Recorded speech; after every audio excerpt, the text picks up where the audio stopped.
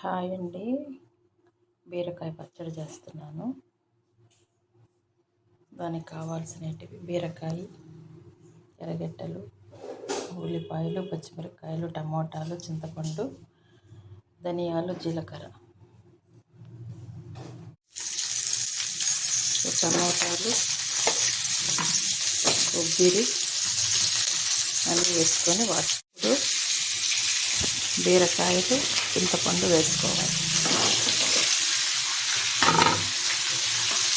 వేసుకొని వాడుకోవాలి.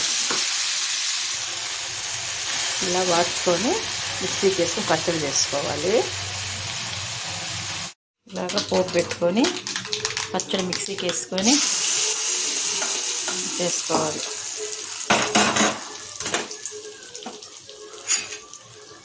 చూడండి, ఇట్లా చాలా బాగుంటుంది. సంగటి చేస్తున్నాను. సంగటికి